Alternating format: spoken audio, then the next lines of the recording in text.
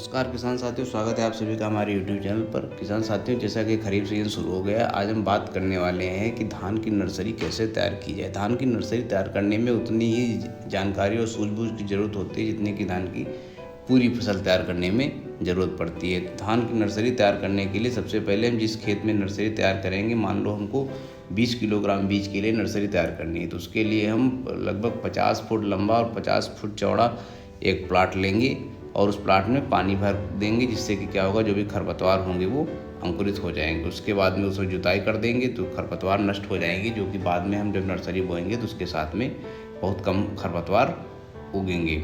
अब उस जिस खेत में हमको नर्सरी लगानी है उस खेत में हम क्या करेंगे कि खाद एवं उर्वरक की अगर हम बात कर लें तो लगभग 1.5 kilogram urea, 4 kilogram single super phosphate जिसमें कैल्शियम, सल्फर और फास्फोरस मिल जाएगा, और 600 ग्राम जिंक 33% वाली जिंक डालकर अच्छे से हम उस प्लाट को तैयार कर लेंगे।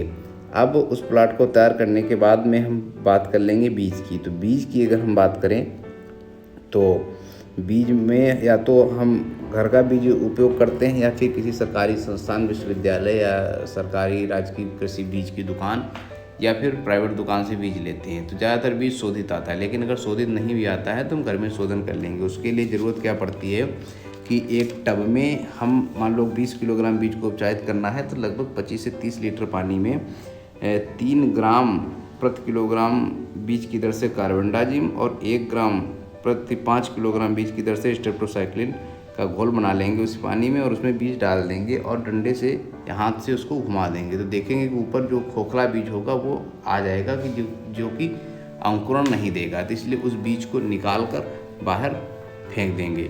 अब बचे हुए बीज को हम क्या करेंगे, 24 घंटे के लिए पानी में पड़ा रहने देंगे। बाद में निकाल कर एक टाट की बोरी में डाल देंगे और उसके ऊपर भी एक टाट की बोरी डालकर उसको छायादार स्थान में रखकर ढक देंगे। उसके 24 घंटे बाद हम देखेंगे कि हल्का हल्का अंकुरण निकलेगा, जो कि आप सामने देख रहे हैं। इससे ज़्यादा अंकुरण नुकसानदायक है, इतना ही होना चाहिए। अगर 24 घंटे रखेंगे तो इतना होगा, और 24 घंटे ज़्यादा रखेंगे तो फिर अंकुरण ज़्यादा इतना हो जाएगा, तो ये हानिकारक है, इतना नहीं होना चाहिए। उसके बाद में उस बीज को जो 24 से 26 घंटे ज़्यादा रखेंगे, बाद में उसको निकाल कर उस नर्सरी बेड में जिसमें हम खाद एवं उर्वरक डालकर अच्छे से तैयार किए थे उसमें पानी भरने के बाद में हम बीज को बो देंगे। तो बीज को जो बोएंगे तो हम ये याद रखेंगे कि नर्सरी पूरी तरीके से समतल होनी चाहिए, क्योंकि असमतल तरीके से कहीं कहीं पर गड्ढे में पानी रहना, ये सब चीज़ें जो होती है नर्सरी को पीली पड़ने के लिए उत्तरदायी होती हैं। तो इसलिए इन सब बातों का विशेष ध्यान रखना पड़ेगा।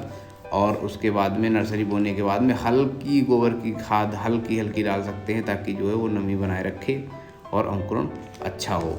ये टेम्परेचर मेंटेन करने के लिए भी काम कर सकता है। अब नर्सरी बोने के बाद में नर्सरी जब तैयार होती है तो एक चीज़ सुनने में आती है कि नर्सरी पीली पड़ गई। तो नर्सरी पीली पड़ने की दशा में हमको क्या करना चाहिए, हम उस पर बात कर लेंगे। तो नर्सरी अगर पीली पड़ रही है तो ऐसी दशा में 0.3% जिंक सल्फेट और 0.5% फेरस सल्फेट को हम उसमें अप्लाई करेंगे। तो 0.3% जो जिंक सल्फेट होगा वो लगभग 25 ग्राम और 0.5% जो फेरस सल्फेट होगा वो लगभग 40 ग्राम का हम जो है छिड़काव करेंगे। इससे क्या होगा कि नर्सरी पीली नहीं पड़ेगी और हमारी स्वस्थ हरी नर्सरी तैयार होगी। और दूसरी चीज़ ये होती है कि नर्सरी के समय में जो खैरा बीमारी पकड़ती है उससे भी इसके द्वारा छुटकारा मिल जाएगा। और खैरा बीमारी जब लगती है तो उसमें कल्ले निकलने की संभावनाएं कम होती हैं, साथ में नर्सरी पीली होती है। इन चीज़ों से छुटकारा मिलेगा और नर्सरी स्वस्थ और हरी तैयार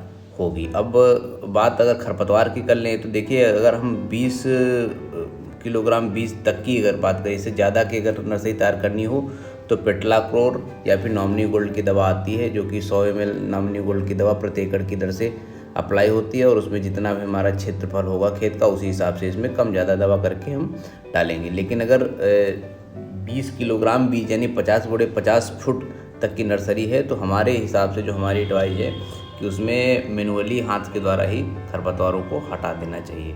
तो ये जानकारी हो गई धान की नर्सरी तैयार करने के बारे में। खेतीबाड़ी से संबंधित बेहतरीन जानकारी पाने के लिए हमारे YouTube चैनल से जुड़े रहें और चैनल को सब्सक्राइब करें और वीडियो को लाइक करें। बहुत बहुत धन्यवाद। जय हिंद।